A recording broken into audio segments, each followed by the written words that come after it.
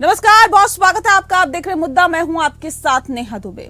Canada से लेकर Britain, Australia, America तक खालिस्तानी आतंकी उत्पात मचवा रहे हैं। वहीं जस्टिन ट्रूडो ने कनाडाई संसद में बिना किसी साक्ष्य के भारत सरकार पर आतंकी निज्जर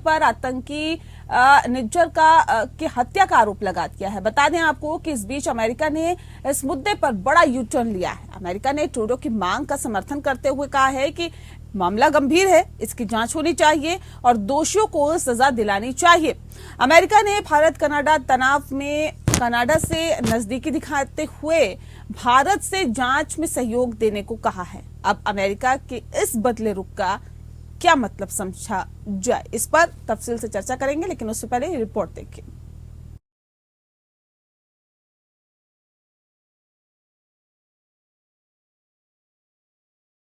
कनाडा के पीएम जस्टिन ट्रूडो ने कनाडाई संसद में बिना किसी साक्ष्य के भारत सरकार पर आतंकी निज्जर की हत्या का आरोप लगा दिया।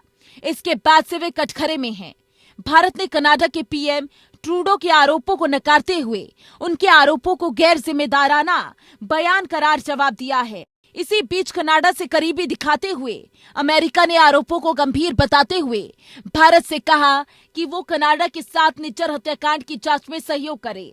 हालांकि शुरुआत में अमेरिका ने ट्रूडो के बयान को नकारते हुए यही कहा था कि जांच पूरा होने तक आरोप लगाना सही नहीं है, लेकिन अमेरिका ने अब यू टर्न लेते हुए भारत से जांच में सहयोग देने की बात की है।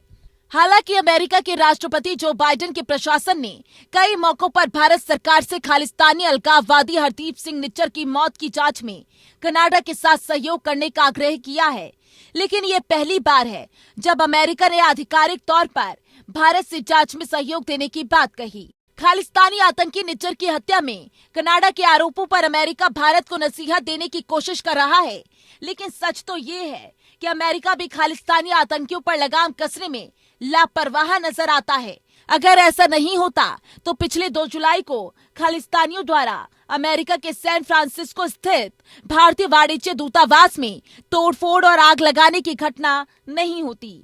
सैन फ्रांसिस्को में ये इस तरह की पहली घटना नहीं है। इस साल मार्च में खालिस्तान समर्थकों ने वहां वाणिज्य दूतावास में तोड़फोड़ की थी, लेकिन अमेरिका ने इस मामले में क्या एक्शन लिया, ये भी जांच का विषय है। दरअसल दुनिया भर में खालिस्तानी समर्थक भारत के खिलाफ जहर उगलने का काम कर रहे हैं।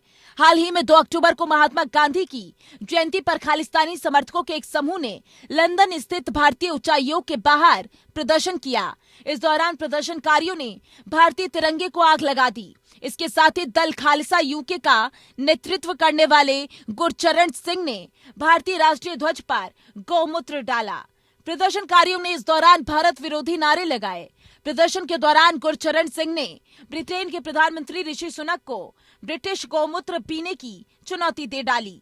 हालांकि विरोध प्रदर्शन जैसे ही शुरू हुआ, गुरचरण सिंह को पुलिस ने हिरासत में ले लिया।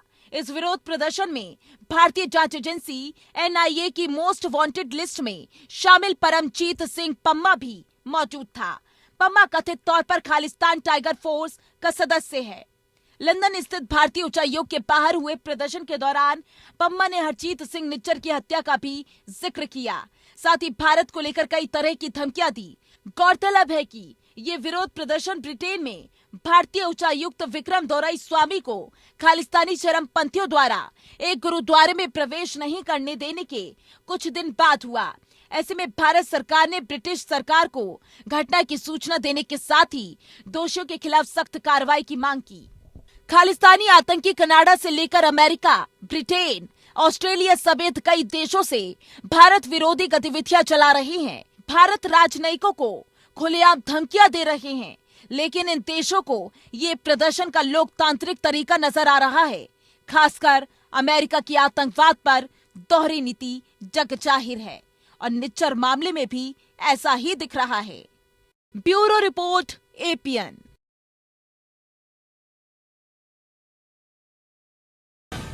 और चलिए आज इस विषय पे हम तफसील से चर्चा करेंगे और समझने की कोशिश करेंगे कि अमेरिका ने आखिर ये स्टैंड क्यों लिया और इस बात को क्यों कहा कि इस पर जांच होनी चाहिए। इस विषय पे तफसील से चर्चा करने के लिए खास मेहमान हमारे साथ मौजूद है, उनसे आपका परिचय करा देते हैं। इस वक्त हमारे साथ संजीव श्रीवास्तव जी है, स्ट्रेटेजिक अफेयर एक्सपर्ट है, सब बहुत स्वागत है आपका। दिनेश दुबे जी इस वक्त हमारे साथ जुड़ गए हैं, पूर्व राजनयिक है। दिनेश जी आपका भी बहुत स्वागत है।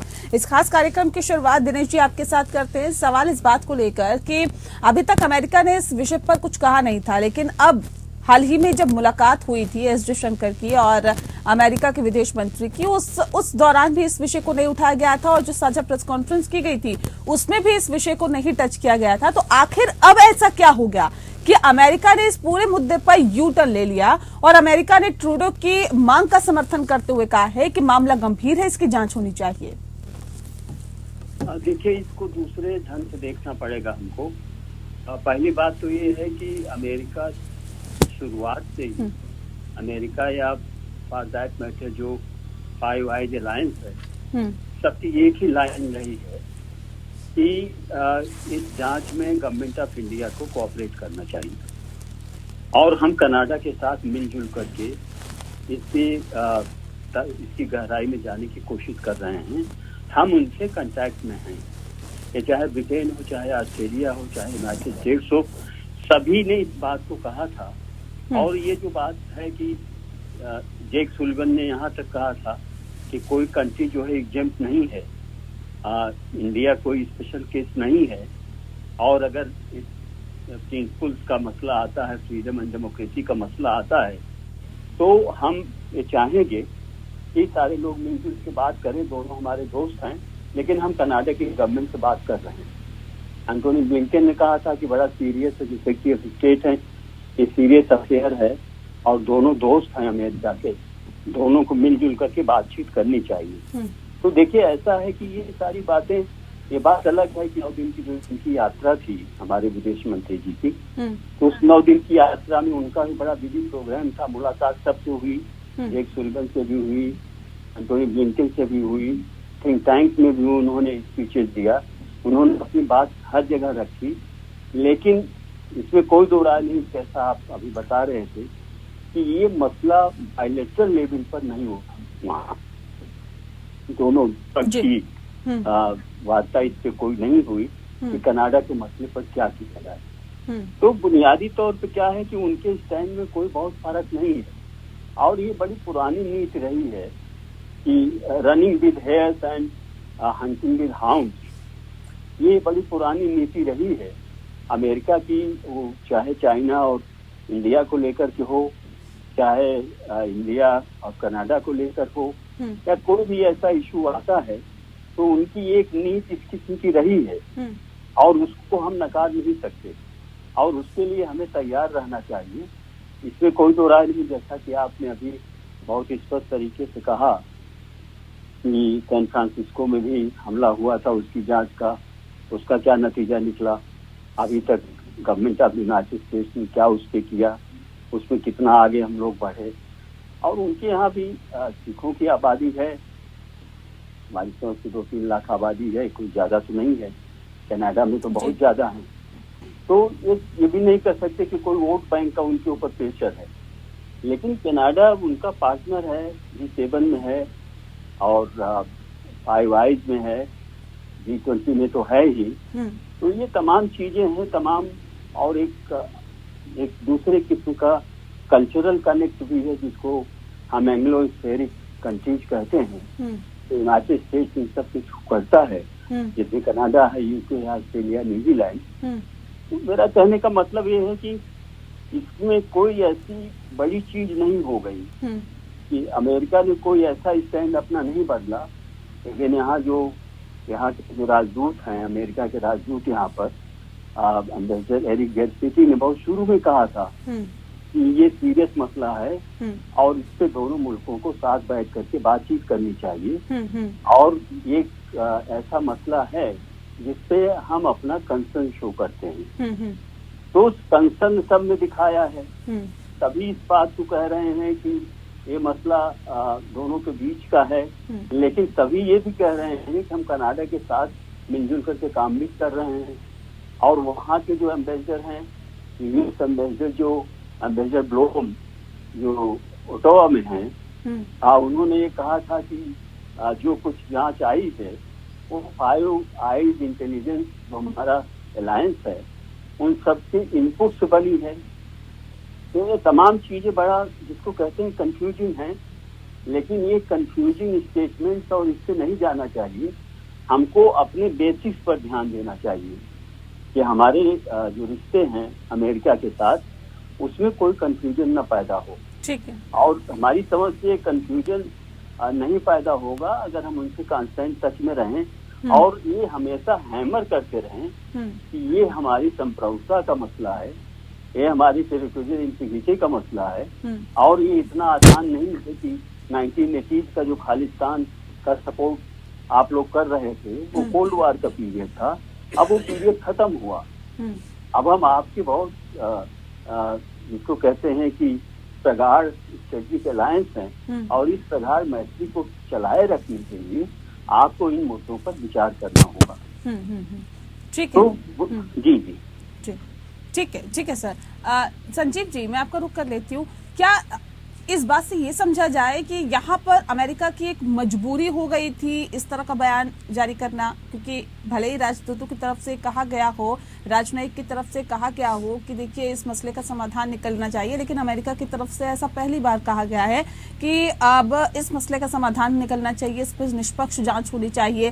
क्योंकि इससे पहले जब मुलाकात हुई थी तो मुलाकात के बाद जब प्रेस कॉन्फ्रेंस की गई थी, जिस बात का जिक्र मैं कर रही थी, उसमें कनाडा का कहीं भी नाम नहीं था, जिसकी कहीं ना कहीं एक नाराजगी भी कनाडा में देखी गई थी। अब ऐसे में क्या एक मजबूरी और या ये संदेश देने की कोशिश कि देखिए हम आपके साथ खड़े हैं, भले ही उस मीटिंग में इस विषय पर बात ना हुई हो, लेकिन फिर भी इस विषय पर निष्पक्ष जांच होनी चाहिए, ये एक संदेश देने की कोशिश यहाँ पर की गई अमेरिका की तरफ से? तो मैं यहाँ पे स्पष्ट रूप से देख रहा हूँ कि अमेरिका का जो स्टैंड है इस पूरे विषय पर वो शुरू से ही एक जैसा ही दिखाई देता है, उसमें कोई यू टर्न नहीं हुआ है। और अमेरिका पहले से ही डे वन से लगातार इस बात को कह रहा है कि भारत को इस जांच में कोऑपरेट करना चाहिए और वो कनाडा के जो आरोप है, कपटी आरोप है और इस तरीके की बात को अमेरिका ने रिपीटेडली कहा है। अभी जो लेटेस्ट उनका बयान आया है, वहाँ के स्टेट डिपार्टमेंट के जो प्रवक्ता जो है वेदांत पटेल, जो डिप्टी स्पोक्स पर्सन है, उन्होंने इस बात को फिर से उसी बात को दोहराया है जो कि पहले के जो अन्य जो प्रवक्ताओं ने दोहराया है।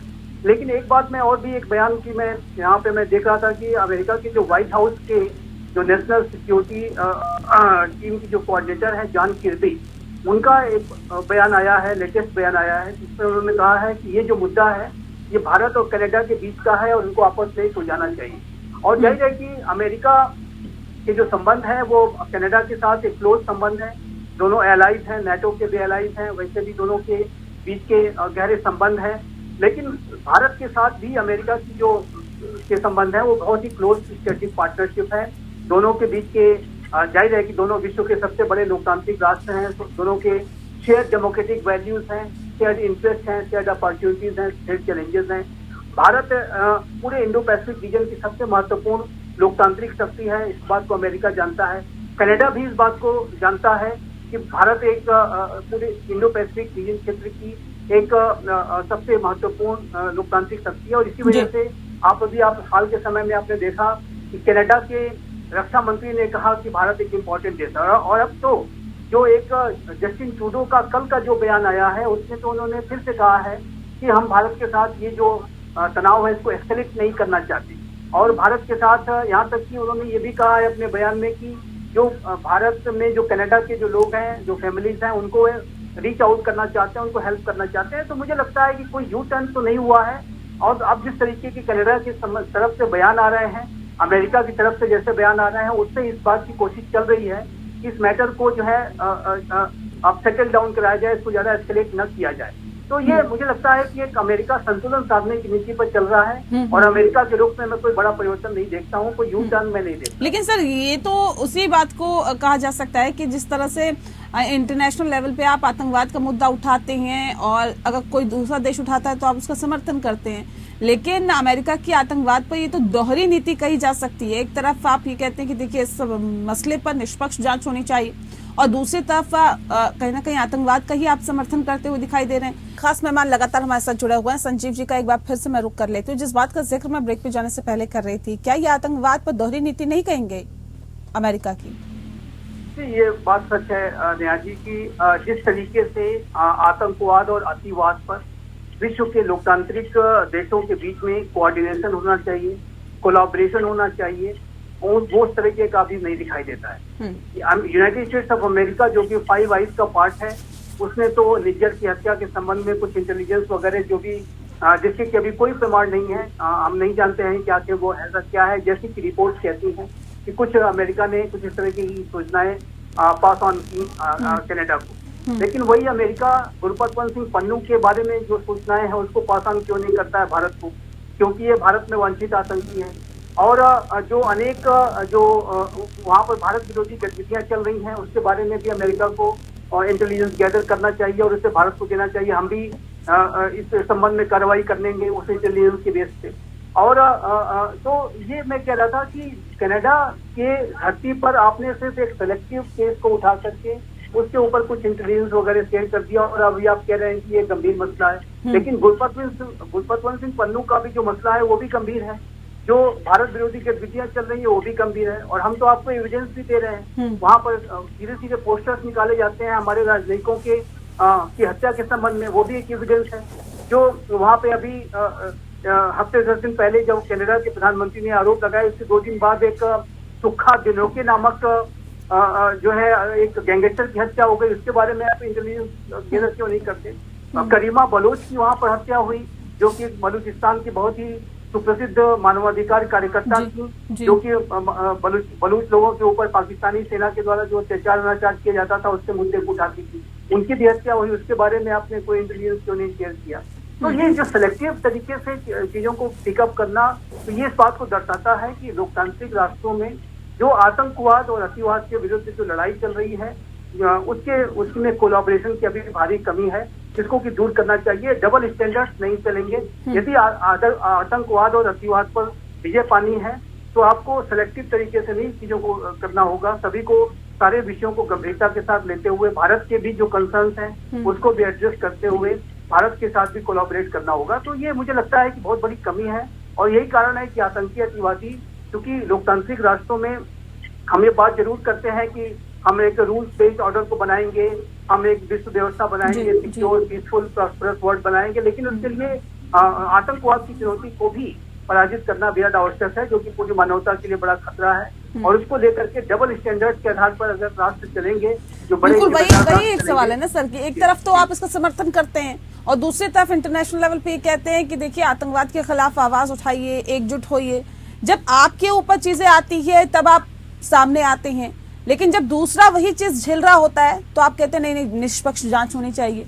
तो जाहिर तौर पे ये जो दोहरी नीति है अमेरिका की, इसको समझना होगा और इसका इंटरनेशनल लेवल पर क्या फर्क पड़ेगा ये भी हमने समझने की कोशिश की है। बहुत शुक्रिया आप दोनों मेहमानों का हमारे साथ इस खास चर्चा पे शामिल होने के लिए। मुद्दा में फिलहाल के लिए इतना ही।